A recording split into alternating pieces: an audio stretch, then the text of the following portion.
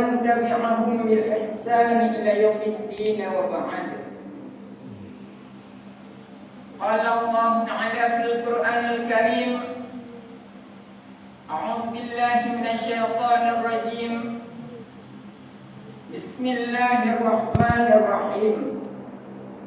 اتل ما أوحي إليك من الكتاب وأقيم الصلاة إن الصلاة تنهى عن الفحشاء والمنكر ولذكر الله أكبر والله يعلم ما تصنعون. صدق الله العظيم. بسم الله الرحمن الرحيم. رب اشرح لي صدري ويسر لي أمري واحلل عقدة من لساني يفقهوا قولي. Yang kita yang muliakan, guru kita yang bersama, yang mulia Imam Syekh Masjid kita yang mudah-mudahan Allah selalu memberi doa rahmat. Yang kita yang muliakan, guru kita yang abadi, mudah-mudahan Allah menjaga rohnya dalam kebaikan.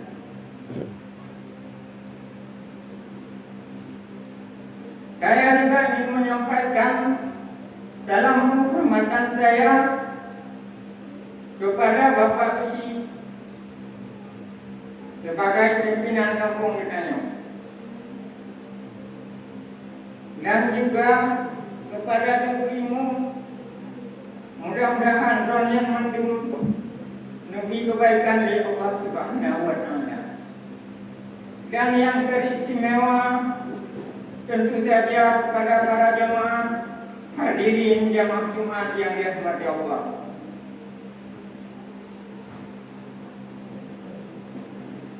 Sebagaimana biasanya, segala khatib membacakan rukun 2 khutbah. Tentunya khatib akan menyampaikan sedikit mau'izah yang mudah-mudahan saja menjadi manfaat untuk pelajaran bagi khatib sendiri sebagai yang menyampaikan, dan tentunya juga insyaallah bagi yang mendengar. Hadirin kaum muslimin dan muslimat yang dirahmati Allah. Adapun topik yang akan kita bicarakan pada kesempatan yang mulia tentang sembahyang sebagai ibadah yang sangat penting. Untuk bertanya tertuju bagaimana kedudukan sembahyang dibandingkan dengan ibadah-ibadah yang lain, maka tanya akan terujuk sebuah hadis dari Nabi kita Muhammad sallallahu alaihi wasallam. Kemudian Nabi dalam sebuah hadis, inna awwala ma yuhasabu bihi al-'abdu yaumal qiyamah as-salat. Sehingga menukah Nabi bahwa teori kiamat, di mana uranya adalah uro ketika Allah Taala kabeh membantu mendung ciptaan doanya, dan ubena yang udah mendung dimati Allah Taala kemudian akan dibangkitkan Allah Taala dalam sebuah tempat yang bernama padang mahsyar. Ubena manusia yang pernah hidup dari masa Nabi Adam yang dibangkitkan mendung Allah Taala untuk dapat tanggung jawabkan yang pernah saya buruk semasa lalunya. Kepegah bahawa tanya akan diberi surat amalan tanya semasa dunia, yang surat tersebut akan tanya barang di Pak Mizan untuk diperiksa oleh para malaikat. Dan kepegah ini Nabi yang paling pun tak diperiksa oleh malaikat adalah sembahyang. Dulu sembahyang dia bukan. Kepegah Nabi, iza saluhat Bila sembahyang kayo, nilai sebaiknya gak saluha sa'iru amali. No, ketinggalan amalan kayo yang lain ikut gak. Tapi iza fasada, seandainya sembahyang kayo rusak, apa Nabi? Nyo fasada sa'iru amali. Amalan kayo yang lain pun ikut rusak. Hadirin jamaah Jumat yang dirahmati Allah. Jadi berdasarkan hadisnya, kamu dapat tahu yang bahwa kedudukan sembahyangnya benar-benar sangat penting.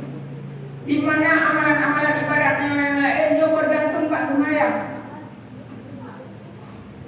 Jadi apabila ada sehingga urung yang kita menjaga sembahyang banyak, nyo dapat pastikan urungnya adalah urung yang gak. Karena sembahyangnya dengan sendirinya, gerakan-gerakan dan bacaan-bacaannya dalam sembahyang yang akan mengkondisikan dia untuk selalu berbuat kebaikan dan berbuat pengandang yang diperintahkan oleh Allah Subhanahu wa taala. Dan sembahyangnya tanya pinjona kekuatan itu icegah tanya dari pun yang keji dan mungkar. Sebagaimana nubuah Allah Taala dalam Al-Qur'an, inna salata tanha 'anil fahsya'i wal munkar. Sesungguhnya sembahyang kamu dapat mencegah kamu dari yang keji dan mungkar.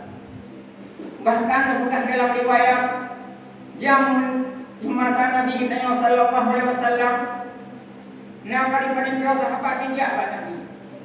Ni lapor pada Nabi.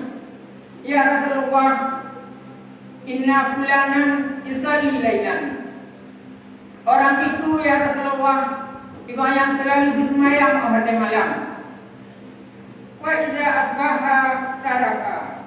Tapi ketika subuh dia selalu mencuri.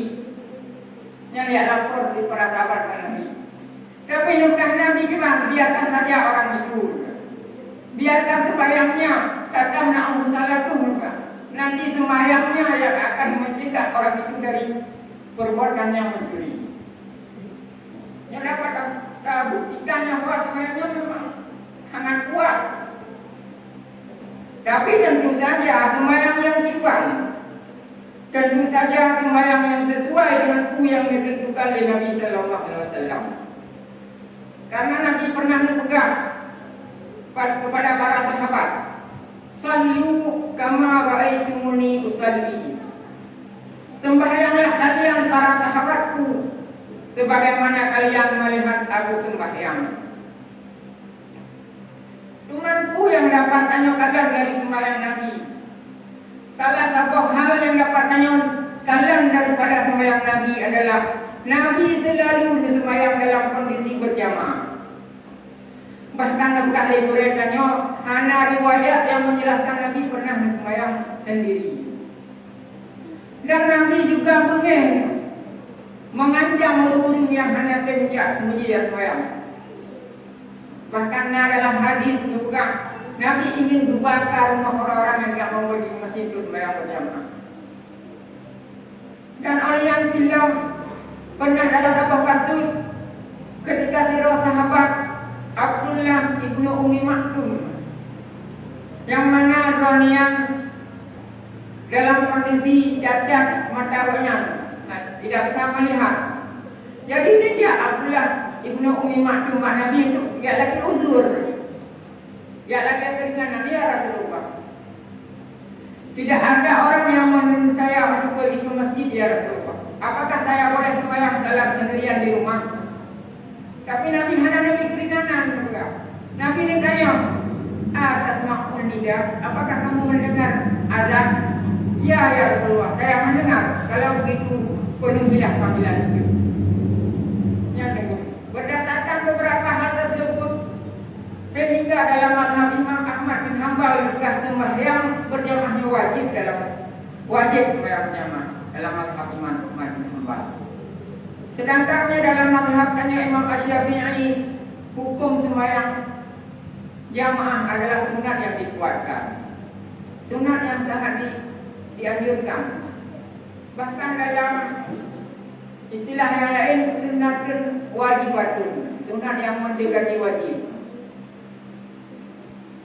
Sehingga sudah sepantasnya lah danyo kita berusaha ulang nepegang de gurek-gurek nepegang dalam kitab-kitab yang bahawa fadilah sembahyang jamaahnya cukup ada. Dia cukup ada fadilah sembahyang berjamaah.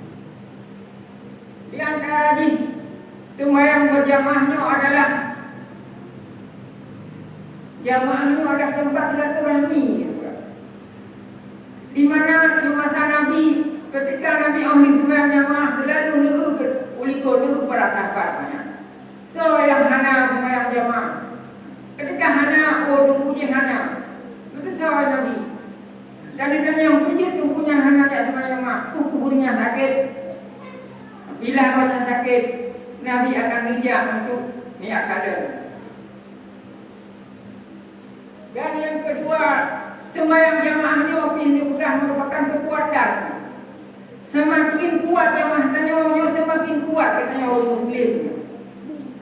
Yang masa Salahuddin Al-Ayyubi dalam cerita. Awalnya Salahuddin Al-Ayyubi nak gerakkan pasukan banyak untuk bebaskan Palestina dari tentara Salib.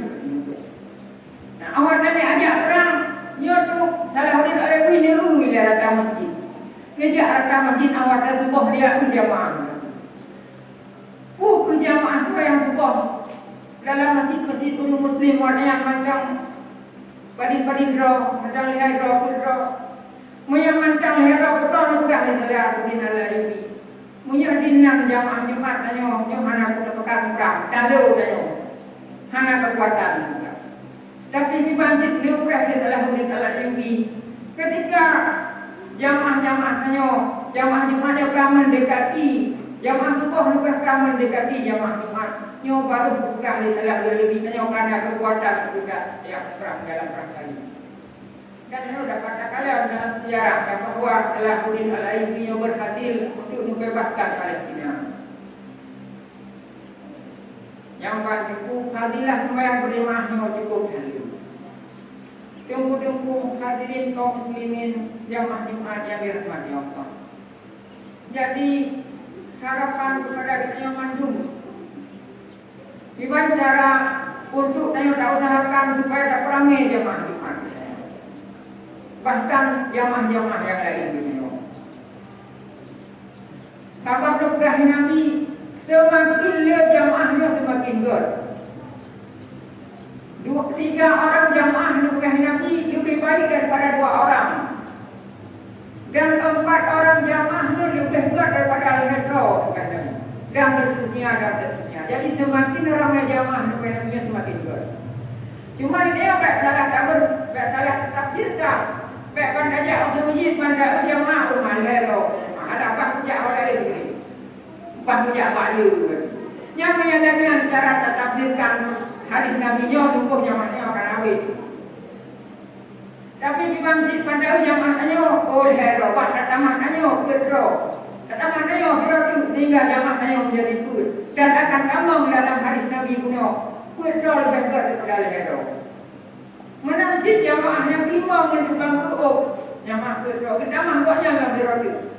Tetapi yang malah kami nak minta tempat yang dia tunggu jamaah saya akan habis. Nyoba tunggu mungkin yang dapat Tuhan sampaikan. Mudah-mudahan saya dapat ramai jamaah kita. Memang dia merasa baik urung yang sampaikan ataupun urung yang dengar. Nyo tetap mempunyai kesulitan yang sama, tidak beramai jamaah. Tapi setidak-tidaknya saya harus berusahakan supaya sedikit demi sedikit saat saya hanya kesulitan, hanya kesempatan budak beramai jamaah. Mungkin nyo usaha yang dapat Tuhan sampaikan dan tentu saja kekurangannya sangatlah banyak. Dan untuk segala kekurangan yang Tuhan jaga berada.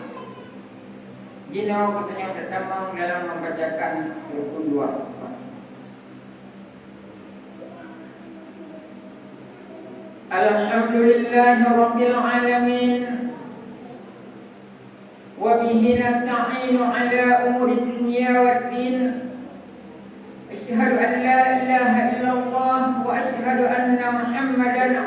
wa rasuluh.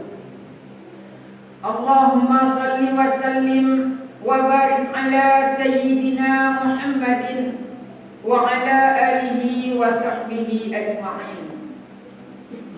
Ayyuhan nas, usikum wa nafsi bitaqwallah, faqad fazal muttaqun. Qala Allah Ta'ala fil Qur'anil Karim, a'udzu billahi minasyaitonir rajim. Bismillahirrahmanirrahim. Aqimus salata wa atiz zakah warka'u ma'ar raki'in. Shadaqallahul azim. Barakallahu li wa lakum bil Qur'anil Karim wa nafa'ani wa iyyakum bima fihi ayati wa zikril hakim. Wa taqabbala minni wa minkum tilawatahu innahu huwas sami'ul alim.